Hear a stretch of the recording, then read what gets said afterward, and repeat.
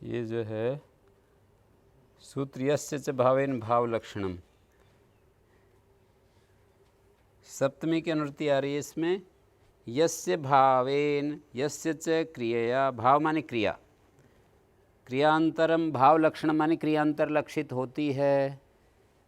जिसकी क्रिया से दूसरी क्रिया लक्षित होती है, ततो भाववता सप्तमी विभक्तिर्भवति, उस भाव वाले से सप्तमी होती है।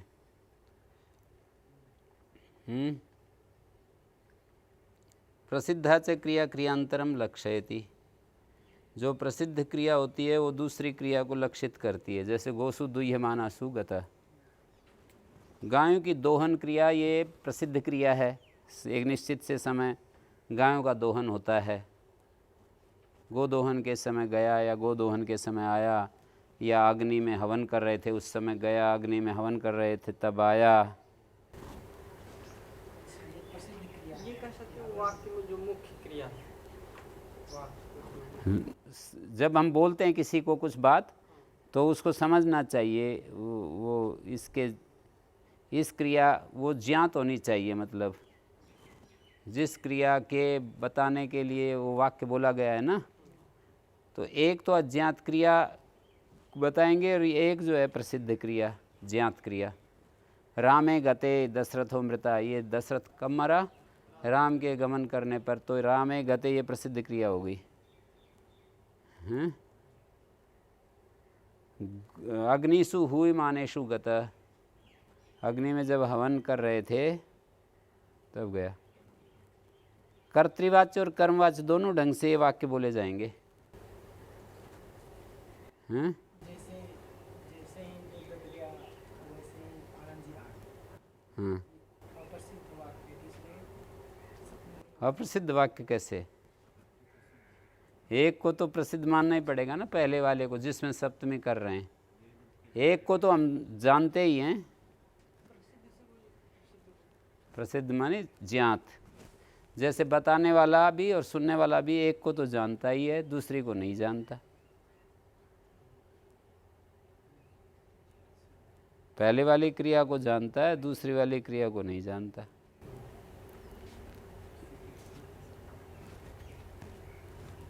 हैं?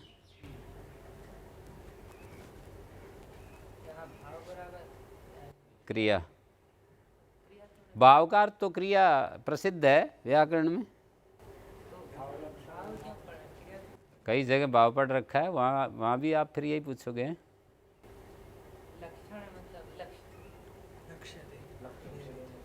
नहीं, भावे सूत्र है, भाव कर्मणो सूत्र है, लह कर्मणि च भावे चा कर्म के व्या है। तीसरे अध्याय में कितनी जगह भावे पढ़ा है ना, चिन्ह भाव कर्मणों में भावे पढ़ा है ना, भावे सूत्र पढ़ा है, भाव वचनाश्च। अंतर है भी नहीं भी है बिल्कुल। जैसे क्रिया तो दो प्रकार की है, एक साध्य रूप एक सिद्ध रूप। साध्य स्वरूप और सिद्ध स्वरूप। जहाँ तिंग प्रत्यय आ जाता है साध्य स्वरूप क्रिया कही जाती है, और जहाँ कृत प्रत्यय आ जाता है सिद्ध स्वरूप क्रिया कही जाती है। जैसे देवदत्तेन शय्यते अस्माभि शय्यते, यहाँ पर साध्य स्वरूप क्रिया का कथन हो रहा है, भाव का कथन हो रहा है। साध्य स्वरूप अस्माभि शय्यते, साध्य स्वरूप क्रिया का लक्षण में ये विशेषता होती है कि उसमें जो है क्रिया सिद्ध की जाती है और क्रमिकता होती है। उसमें एक एक क्षण में से गुजरते हुए क्रिया पूरी होती है, और उसको बुद्धि में संकलन करके बुद्धि के द्वारा उसको देख करके बता देते हैं। उस साध्य स्वरूप क्रिया के बहुत सारे अवयव होते हैं, छोटे छोटे बहुत सारे अवयव होते हैं। उन सब को मिला करके वे सारे के सारे अवयव उसे एक मुख्य क्रिया को सिद्ध करते हैं। गुणभूतैरवयवै समूहा क्रम जन्म नाम। गुणभूत अवयवों के द्वारा जो समूह बनता है, क्रम जन्म नाम समूह, क्रम से जन्म है जिनका। जैसे आप पढ़ते हैं तो यहाँ बहुत सारी क्रियाएं आपको करनी पड़ेगी। पढ़ना इस एक क्रिया को सिद्ध करने के लिए, देवदत्त पकाता है, पकाना इस एक क्रिया को सिद्ध करने के लिए बहुत सारी छोटी छोटी क्रियाओं का आश्रय लेना पड़ेगा। और वो सारे के सारे गुणभूत होंगे, अप्रधान भूत होंगे, वे जो अवयव होंगे। अप्रधान, गुण माने अप्रधान। गुणभूतै अवयवै समूह क्रम जन्म नाम। क्रम जन्म नाम समूह गुणभूतै अवयवै संपाद्यते। गुण बहुब्री है, क्रम है, क्रमेण जन्म ये शाम। क्रम जन्म नाम अवयवानाम समूहै गुणभूतै अवयवै। क्रम जन्म नाम जो अवयव हैं, क्रियाक्षण, क्रम से जन्म है जिनका, ऐसे जो क्रियाक्षण, उनके गुणभूत अवयवों से जो समूह बनता है। बुद्ध्या प्रकल्पिता भेद, बुद्धि से जहाँ अभेद कर दिया जाता है। सा क्रिया इति व्यपदिश्यते यावत् सिद्धम असिद्धम व साध्यत्वेन विधीयते आश्रित क्रम रूपत्वात् सा क्रिया इति व्यपदिश्यते। कोई चीज़ सिद्ध है या असिद्ध है? सिद्ध तो होती है भूतकाल की, असिद्ध होती है वर्तमान या भविष्यत काल की। सिद्धम असिद्धम व साध्यत्वेन विधीयते, जिसमें साध्य रूप से कथन होता है। आश्रित क्रम रूपत्वात्, जिसमें एक क्रम विशेष का आश्रय लिया गया होता है। सा क्रियेति व्यपदिश्यते। और सिद्ध रूप जो क्रिया होती है, वहाँ इस तरह से उस क्रिया का सिद्ध रूप जहाँ कथन होता है तो वहाँ साध्यता नहीं होती है, और वो द्रव्य जैसा कथन हो जाता है। द्रव्य जैसा कथन होने के कारण उसमें लिंग संख्या का योग हो जाता है, और वो स्वयं किसी दूसरी क्रिया कर्ता बन जाता है।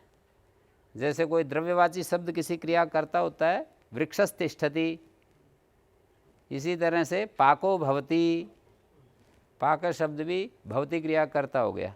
लेकिन साध्य रूप क्रिया कभी भी दूसरी क्रिया कर्ता नहीं होती। जैसे पचती है ना, कर्ता नहीं बनेगी किसी दूसरी। पचती वर्तते ऐसे नहीं बनता। पाकः व्रजति, पाकाय, वो तो अलग चीज़ है। पाकाय व्रजति मतलब भवती के विषय में तो है वैसा। अस्ति भवती विद्यते है ना, जो पचादया क्रिया भवती क्रिया कर्तृ भवन्ति।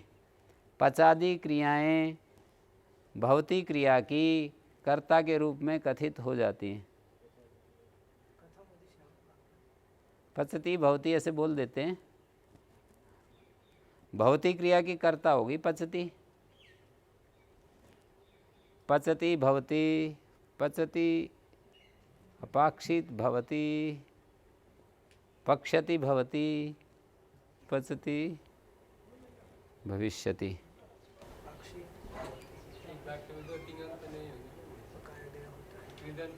इसमें हो जाता है पचती भवती, ये तो हो जाता है दो क्रियाएं, बाकी नहीं होगी। पचती पठती नहीं होता ना।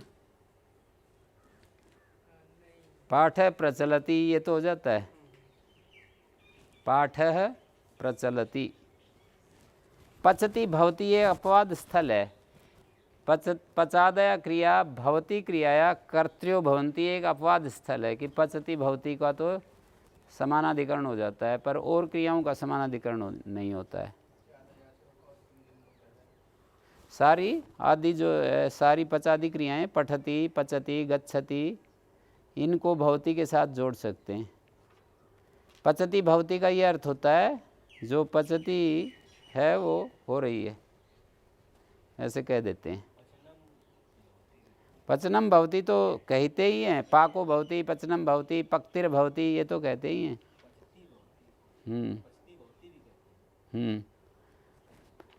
पचती भवती का मतलब है हाँ, बोलता नहीं, मास भाष्य में ऐसा एक वचन है, पचादय क्रिया भौतिक क्रिया कर्तृ भवन्ति। पचादि क्रियाएं भौतिक क्रिया की कर्त्री होती हैं, केवल भौतिक क्रिया की कर्ता हो जाती है। तिङन्ति तो हो रही हैं, कृदंत में तो क्या दिक्कत है? हाँ, पठति भवति, क्या हो रहा है वहाँ पर? पठति भवति, पठति क्रिया हो रही है।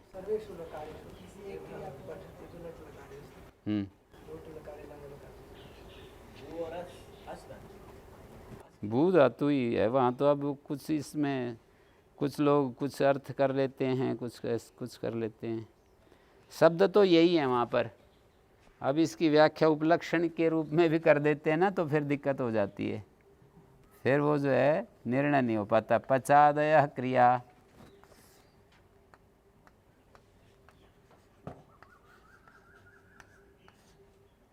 भवती क्रियाया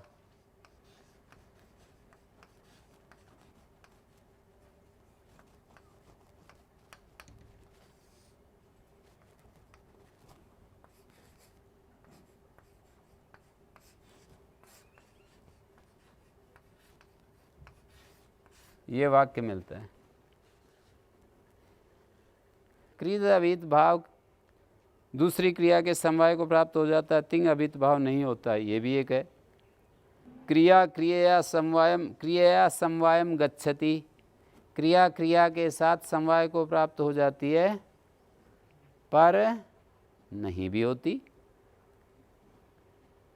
जैसे क्रिया है ना, पाक भवती, ये क्रिया है, पाक है, और भवती क्रिया है, तो क्रिया क्रिया के साथ समवाय को प्राप्त हो गई, पर पचति पठति ये क्रिया दूसरी क्रिया के साथ समवाय को प्राप्त नहीं होती।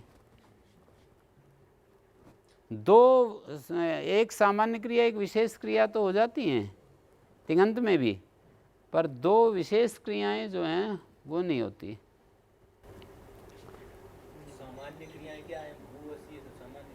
क्रि भूवस सामान्य होती है जो सब में हो, विशेष वो होती है जो सब में ना हो। जैसे मनुष्यत्व सामान्य है, ब्राह्मणत्व विशेष है, मनुष्यत्व तो सब में है, क्रिया भी सामान्य है।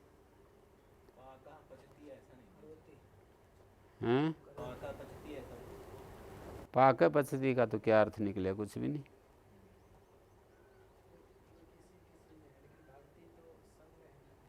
क्री भूवस सत्ता सब में है।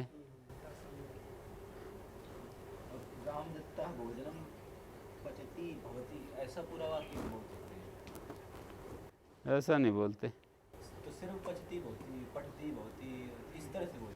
पचती को कर्ता बना दिया और भवती को क्रिया। रामः शाकम पचति भवति ऐसे नहीं बोलते। कोई भी क्रिया के साथ पठति भवति, गच्छति भवति, करोति भवति, करोति भवति, तो फिर वो करोति को विशेष में मानना पड़ेगा, विशेष अर्थ में मानना पड़ेगा। पूछेंगे वहाँ क्या हो रहा है, तब कहेंगे पचति भवति। उसका काम दूसरे से चल रहा था, पचनम भवति, क्यों ये सब करना? नहीं, वो भी उस तरह से भी कह देते हैं, पचनम भवति ये भी कह देते हैं, पचति भवति ये भी कह देते हैं। हैं? पठामी भवामी कह रहे हैं। हैं?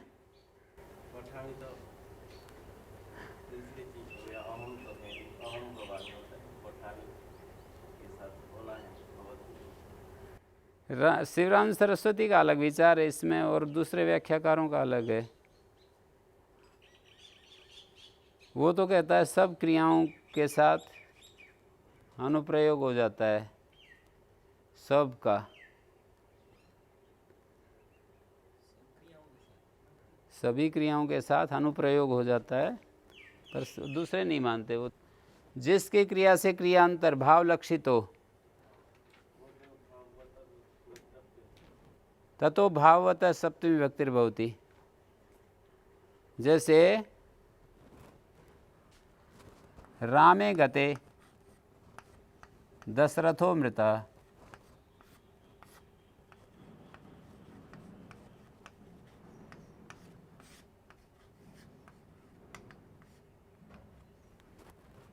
ठीक है, तो यहाँ इस क्रिया से ये क्रिया लक्षित हो रही है ना, ये भी क्रिया है और ये भी क्रिया आगे वाली, इस क्रिया से ये लक्षित हो रही है। दशरथ का मरण राम के गमन से लक्षित हो रहा है, ये लक्षण बन रहा है, वो लक्ष्य दशरथो मृता।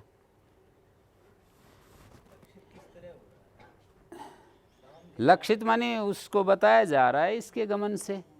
तो रामे गते दशरथो मृता, यहाँ पर राम के गमन से, यस्य च भावेन, यस्य शब्द से तो राम का कहेंगे, भावेन से गमन कहेंगे। यस्य भावेन, जिसकी क्रिया से दूसरी क्रिया लक्षित हो। क्रिया तो किसी क्रियावान में ही रहेगी, क्रिया जो होती है वो अकेली तो रह नहीं सकती, क्रिया का आश्रय कर्ता कर्म रहता ही है, क्रिया का आश्रय जो होता है कर्ता कर्म रहता ही है। तो यहाँ पर ये गमन क्रिया का आश्रय कौन है? राम है। क्रिया का आश्रय राम है ना, तो क्रिया वो अकेली क्रिया नहीं होती ना, क्रिया का आश्रयभूत राम यहाँ पर है जैसे। तो जिसकी क्रिया से दूसरी क्रिया लक्षित होती है उससे सप्तमी होती है, उस क्रिया से भी और क्रियावान से भी, क्योंकि क्रिया अकेली ठहरेगी नहीं, क्रियावान के साथ ही रहेगी ना। गमन तो क्रिया है और क्रियावान राम है, तो दोनों में सप्तमी कर रखी है ना। ततो क्रियावतः सप्तमी विभक्तिर्भवति। क्रियावान तो वही 4 8 पैर वाला क्रियावान, तद्वाची शब्द से, तद्वाची शब्द राम है ना, राम। तद्वाची शब्द राम, हाँ क्रियावान तो वही राम हो गए जो चलती। हाँ, तो ठीक है, इससे हो तो गई सप्तमी। क्रियावत से सप्तमी होता है, कहने का अर्थ है क्रियावान वाची शब्द से सप्तमी। क्रियावान से, क्रिया वाला जो वहाँ पर वाक्य में क्रिया वाला है, गमन क्रिया वाला राम है, तो राम तो शब्द ही तो लेंगे और क्या लेंगे, हैं? नहीं, वाक्य की बात चल रही है ना, वाक्य में राम है ना क्रियावान, गमन क्रिया किसके अंदर ठहर रही है? तो क्रियावान तो शब्द ही होगा और क्या होगा वाक्य में देखोगे तो, वाक्य में जब देखोगे ये वाक्य में बोल रहे हैं तो वाक्य में तो शब्द ही होगा, क्रिया का वाचक शब्द। क्रिया जिसमें ठहरी हुई है वो क्रियावान, जो यहाँ पर क्रियावान है राम है,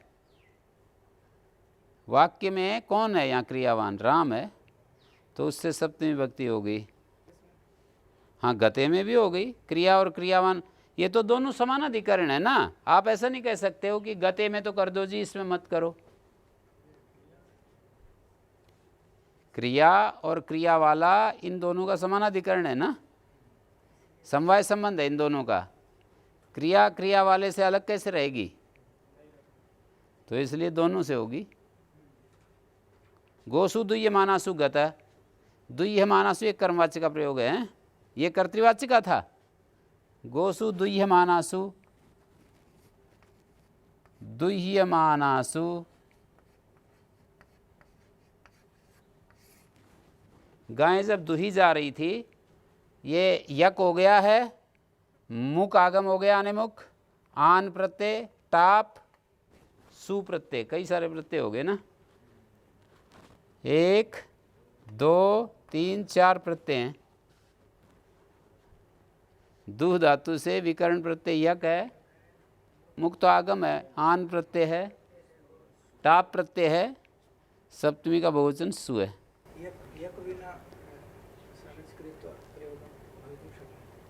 सनच यक नहीं आएगा तो कोई कर्तृवाच्य में फिर जो भी गण की धातु है वो आएगा।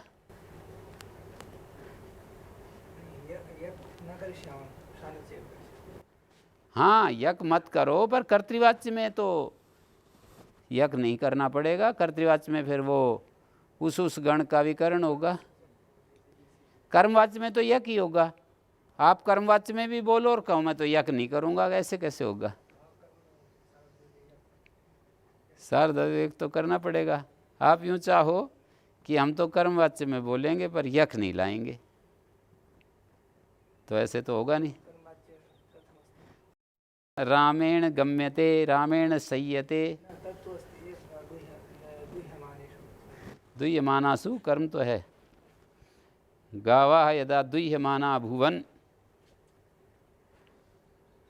गायें जब दुह्यमान थी हैं, तासु दुह्यमानासु गत। तो यहाँ पर क्रिया तो हो गई दुह्यमान और इसका आश्रय गो हो गया। क्रिया का आश्रयभूत गो हो गया, तो इन दोनों में सप्तमी होगी। गोसु दुह्यमानासु गत। ठीक है। यहाँ पर एक बात, वो जो सतीश जी ने उदाहरण पूछा था इसी सूत्र का तो था। वो क्या उदाहरण था? सैनिकों के जाने पर, सैनिकों के जाते जाते, सैनिकेषु गच्छत्सु स आगतः और सैनिकेषु गतेषु स आगतः, इनमें क्या अंतर है? सैनिकेषु गच्छत्सु का अर्थ होगा सैनिकों के जाते जाते वह आया, और सैनिकों के जाने पर वो आया। तो गच्छत्सु में तो क्षत्रिय प्रत्यय है, तो उसका अर्थ हो जाएगा जाते जाते, और गतेषु हो गया जाने पर, भूतकाल का। सैनिकेषु गच्छत्सु स आगतः।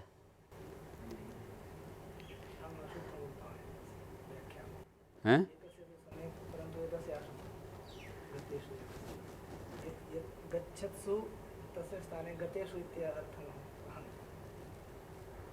क्या कर दिया अर्थ?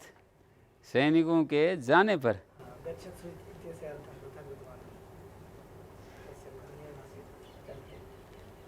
जाते जाते, तो यस्य च भावेन भाव लक्षणम, जिस की क्रिया से दूसरी क्रिया लक्षित हो उस क्रियावान से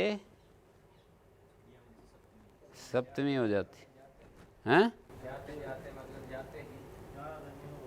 जाते जाते का मतलब है जैसे वो जा रहे थे, उधर से वो जा रहे थे, उधर से वो आ गया।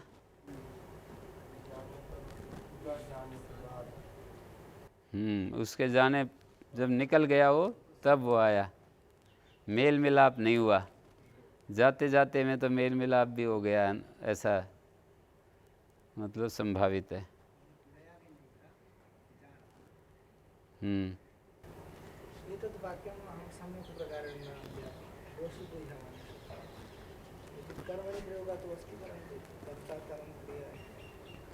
दुह्यमान तो कर्मवाच्य का है ना, गायें कर्म है इसकी क्रिया का।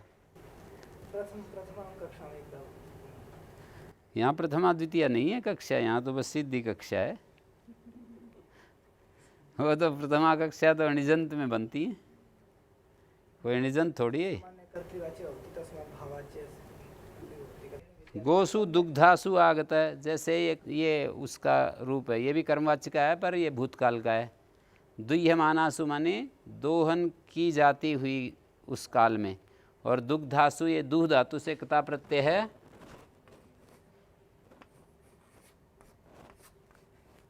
अनिट धातु है, दादेर धातोर घ, जसस तथोर धो ध, झलाम जस झसी, टाप, दुग्धा, गोषु दुग्धासु आगत है। कर्मवाच्य भूतकाल में है ना कथा प्रत्यय कर्मवाच्य में। दुग्धासु गोसु, जब गायें दुही जा चुकी आगत।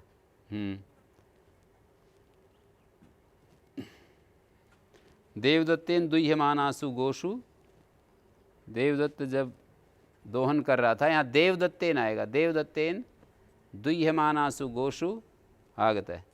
और देवदत्तेन, अब इसमें देवदत्तेन बोलना पड़ रहा है ना, जब कर्तृवाच्य होता है तो अलग से कुछ बोलना नहीं पड़ेगा, ये अंतर है इन दोनों में। देवदत्तेन अलग से बोलना पड़ रहा है, देवदत्तेन दुह्यमानासु या देवदत्तेन दुग्धासु गोसु। पर यदि कर्तृवाच्य में होता है तो अलग से कोई एक और शब्द नहीं बोलना पड़ता। जैसे रामे गते दशरथो मृता, तो यहाँ रामे से पहले एक और तीसरा शब्द नहीं बोलना पड़ेगा।